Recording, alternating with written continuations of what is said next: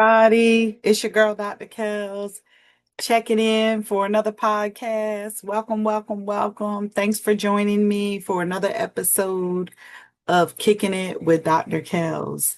You know, where the healing is messy, the truth is real, the grind is gritty. So, I am working on individual content.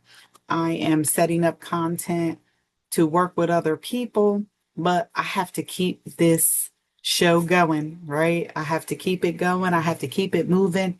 Um, whether I'm by myself or whether I'm someone else as we continue to expand and grow over here. But for now, it's just me. And that's okay. Who knows when you'll see this video? So let me timestamp that today is October 13th. So this is the recording date. Not sure when it's going to come. Hopefully these individual ones are going to come about or be shown, in between when I don't have a guest on. So my goal is one podcast every 2 weeks. And as I get a schedule going, as I secure more people to come on, I'm hoping to be every week. That's my goal. That's what I want. I would love, love, love, love, love, love to go live every week. But until then, I'm just going to need to continue to just record on my own. So here we are, working on it, working on my craft. So let's get into it. What do I want to talk about? I know this is a great opportunity when I'm by myself to kind of talk about myself. And that's where I'm at. And that's what I'm going to do. People ask me a lot, why you do what you do. It seems so natural doing what you do. Well, what is it that I do?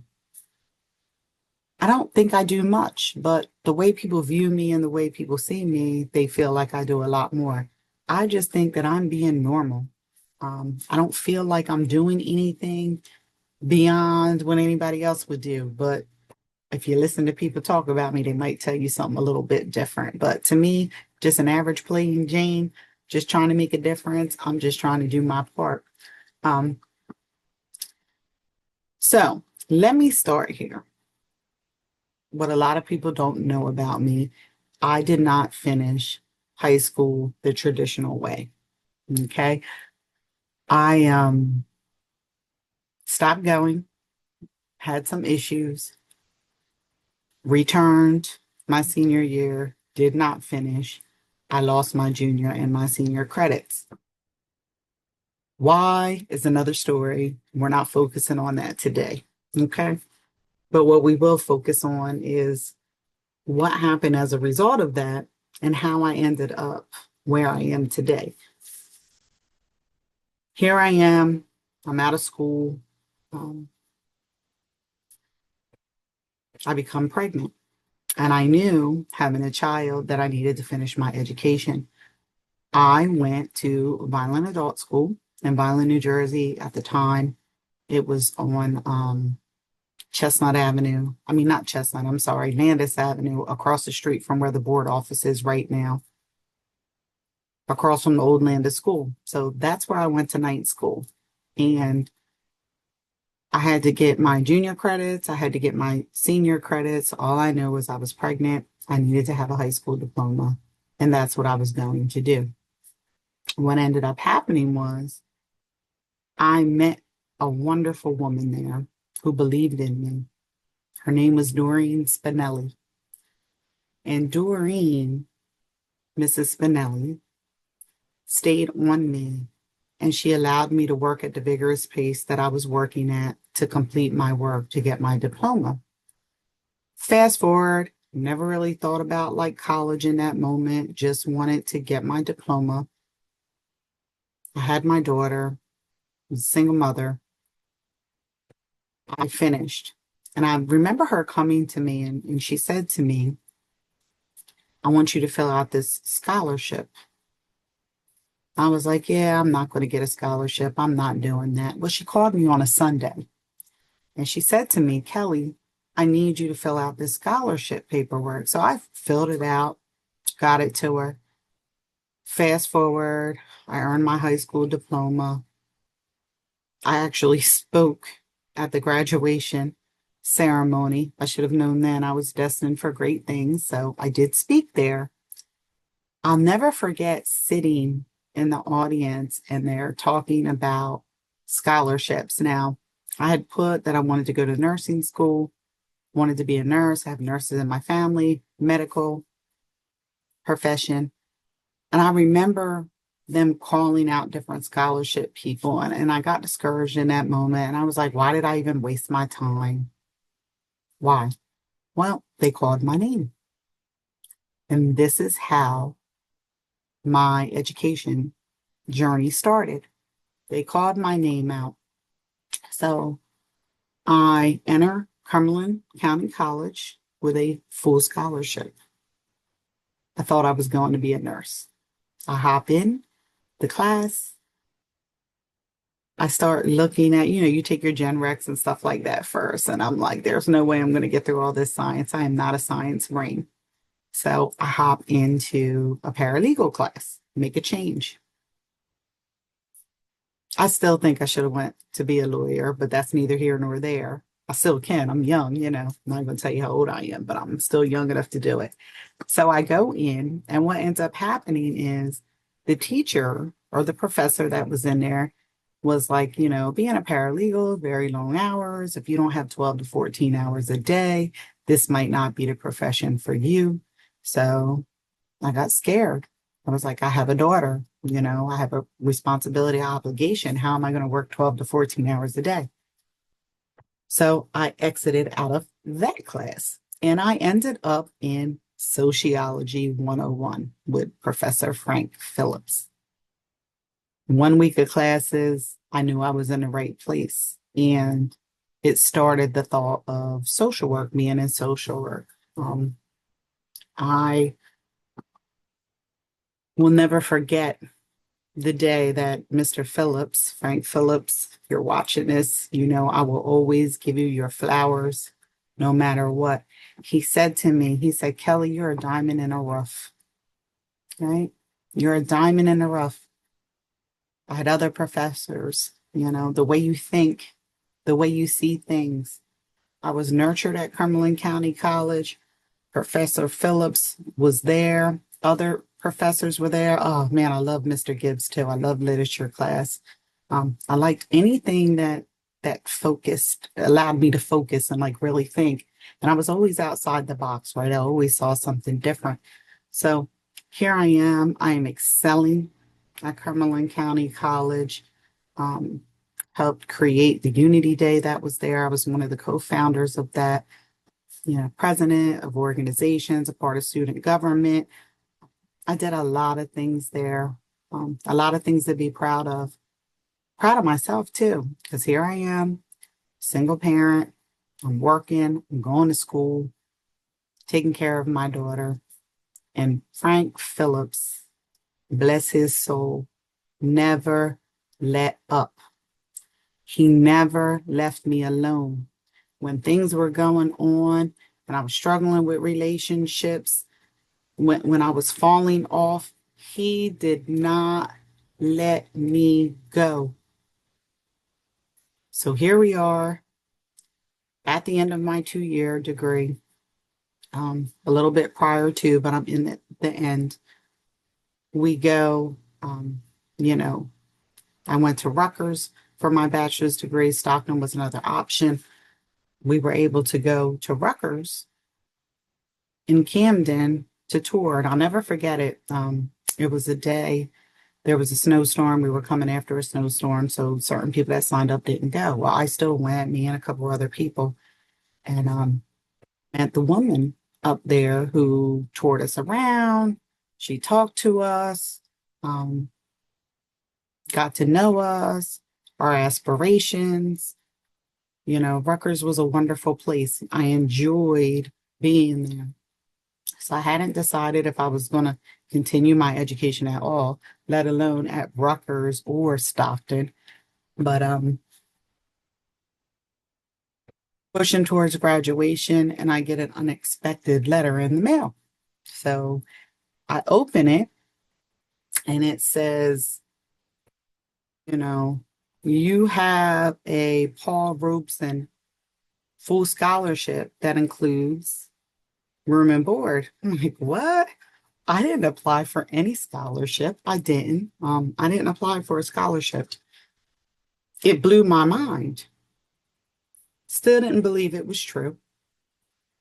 I didn't, and I was like, oh, whatever, make a couple phone calls. Well, it was true. What happened was when I went on the tour that day, and that woman that I met there that took us around, she recommended me for a full scholarship to Rutgers University. She did. So my decision was made. I was going to Rutgers University. So that's how I ended up going into my 4-year college degree. So fast forward, I accept the scholarship. I can't live on campus. I have a child. I'm working full time, 3 to 11 in a group home, traveling back and forth to Camden, some semesters, 5 days a week. My brother, my cousin, they stayed with my daughter. There were days that I only seen her long enough to drop her off at work. Drop her off at school and then give her a kiss at night because she was already in bed. So shout out to my support system that really held it down for me during that time frame. I go to Rutgers, I get involved as part of my scholarship. I become a student ambassador. I'm walking other people around. And then I had some really significant things happen in my life. That's another podcast too. You can get it all at some point, just not all in one setting. So things start happening in my life. So in this commute back and forth to Rutgers, maintaining my own apartment, working full time, I'm tired, I'm dealing with relationship drama, and I'm right at the end, last semester, and I can't handle it anymore. I cannot get through. My grades start slipping. I'm an emotional basket case, and I met another person at Rutgers through student services. And that person said to me, I need you to write a letter. I need you to tell these people that you were stressed out because I was trying to do my internship, that you are stressed out. You're struggling with anxiety. I need you to tell them all the different things that are going on in this letter. This is how you will still continue to graduate. I didn't want to. I was embarrassed. I felt like I was a failure. I just didn't want to tell people what was going on with me. Like, I didn't want them to judge me. I didn't want them to look at me differently. And then somebody said to me, you're not the only one. There are people that go through stuff all the time. They're not even going to remember in a year. Do what you need to do to get what you need right now. So I did, and it was very hurtful for me to write that letter, right? Struggling with pride, like I was prideful. I don't want to write this letter. I wrote the letter. And when I wrote that letter and I submitted it, guess what happened? They extended my graduation. So I was allowed to participate if I wanted to. I just could not get my diploma until I finished my internship hours. So I went from having like excellent grades to just getting by, just squeezing by. I maintained that 3.0 among my social work classes to have the BSW. So I was able to get by, but that letter extended and it allowed me to finish in August, which I did. And I moved on into my career. My first official job was with the homeless center in Atlantic City with the teens. I was there for a month. My good friend Keith Bryant was like, hey, Kelly, why don't you, apply here? As a teacher, it might be good for you. And I'm like, teaching, I don't know, but driving to and from Atlantic City every day with a child, and I worked overnight shift, I was willing to consider it, right? So it's all the way back 1998.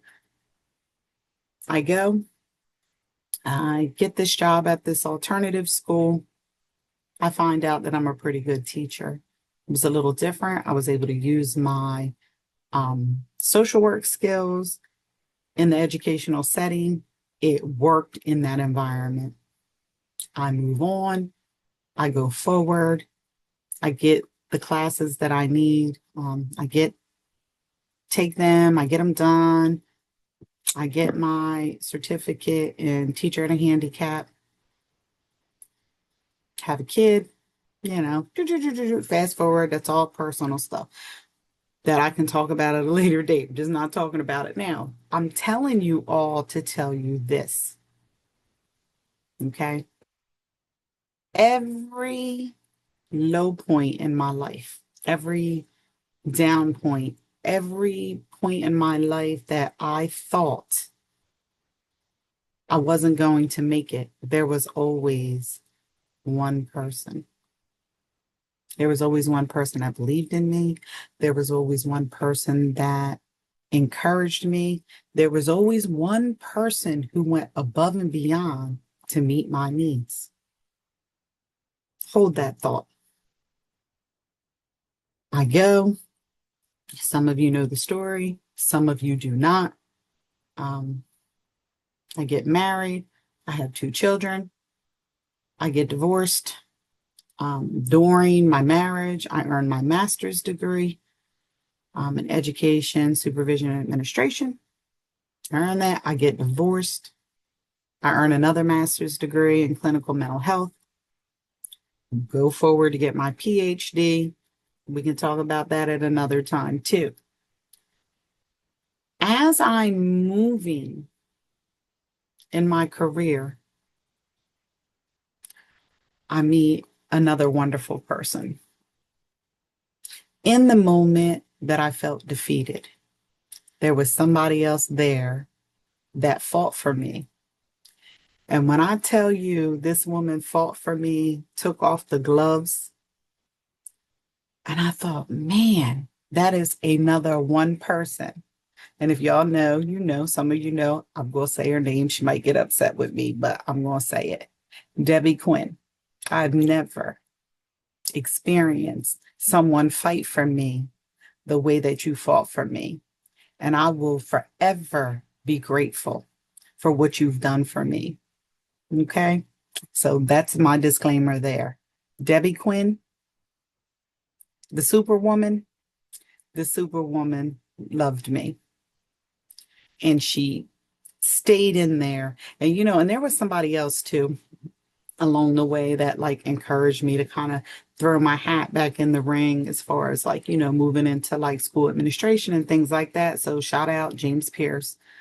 You were significant in this as well. But Deb Quinn put that work in. When I tell you she put that work in, why am I telling you all this? There goes my dog. And I told you guys I wasn't stopping if the dog started because that's part of doing this at home. That's the disclaimer. You just want to have to listen to the dog bark. I might pause it. I might not. I don't know. We'll see. Let's see how bad he starts barking, but I'm not going to pause it. So this whole entire story and why I'm saying what I'm saying is for this reason. I have aligned my life and my career to be that one person. That one person that saved me in all these different places in my life. That's my goal. Just one. Just one. If I can help one person, I will help that person. If I can be that person that helps the other person turn around, I'll be that person. If I can be the person that somebody comes to in a situation that they feel like there's no hope, I want to be that one person. Every place in my life where I was defeated, down on myself, didn't think I was good enough, didn't know where I belonged. There was one person, one that stood up, and showed out. Whether it had been forcing me to my own personal accountability, and there are many more, right? There are many more. I'm just telling my education story. But whether it had been personal accountability, maybe it was just a hug, a kind word, showing me myself when I could not see it. I didn't know I was a diamond. I was young. I didn't finish high school the right way, allegedly, right? I didn't. I went to Violent Adult School. Shout out Violent. Um, I was defeated. And I thought that that is all my life was going to be, to get up, go to work, take care of my daughter, and continue to deal with the stuff that I was choosing to deal with because I didn't think I deserved better or more. I didn't know. I didn't know any better, right? I was out there, I was doing my thing, and that's what happens. Sometimes we make choices that take us down the wrong road and down the wrong path, per se. Um, I thank God every day. Things could have been different for me. There's always that one. And then there's always him. When you look back in hindsight, look at how you got me out. Look at how you made a way. So I'm always going to give God the glory. But here down in my flesh, there are people that have turned it around for me, that have played significant roles in my life. Significant, significant, significant, significant. So that is how I have gotten to the place where it's just one. You'll hear me say it. That one person, because there has always been one person there for me. Always one. So a little bit that maybe you didn't know about me, but now you do. My journey was interesting, and I've left out a lot of the details because there are so many other topics that I can use that information for. So this is just kind of my education journey and how I ended up where I am. Even when I was in my PhD, a lot of people don't know. At the end of your dissertation, you're in chapter 5, you're reporting your findings, summing it all up. I was right at the end and I was going to quit. My sister girlfriend, Akeisha, she knows I was going to quit. I was going to be a DBA, right? Or ADB. I said that totally. All the dissertation. I don't know why I just jumbled them letters up, but I was thinking of MBA. I don't know. But anyway, I was this close to being all the dissertation. I was at the end and I was done, tapped out, and I couldn't do it. And there was that one person that helped me get over. So one person, one touch, one talk, one word, one look, one care, one act of kindness, one, just one. But I'm in debt to a lot of people, and not in debt in the sense that I have to pay something back, because everybody that has sowed into my journey, and like I said, there are so many. If I was talking about my divorce, I would be talking about my 4 friends that were there that held it down, right? So this is just this part of my life that I'm talking about. But shout out to anyone and everyone who was a part of my journey, my family, friends. random people that make a difference, So never think that something positive that you do in your life will go unseen, will go unnoticed, won't matter, because I promise you, it does. It does. It does matter. Your existence matters to someone else's existence. My existence might matter to your story. Again, I would not be here in this education realm where I am and have made the goals that I've made if it was not for going all the way back to Mrs. Spinelli, followed by Mr. Phillips, followed by the admission lady at Rutgers, right? Followed by the Dean of Student Services after that, right? My journey might have been something different. It might not even be here. So I might get quirky sometimes and silly sometimes. And, just trying to enjoy life because I've been there and done that. So I hope that you enjoyed this brief little podcast. When I get people on here, it's going to be a lot longer. You can definitely count on that. I just am using this time to give you a little bit more about me. So thank you for tuning in. Thank you for supporting me. I have some new new projects coming out that I can't wait to start promoting. I was making videos for them earlier. So I am excited. And I know I always say that, right? Because I really am.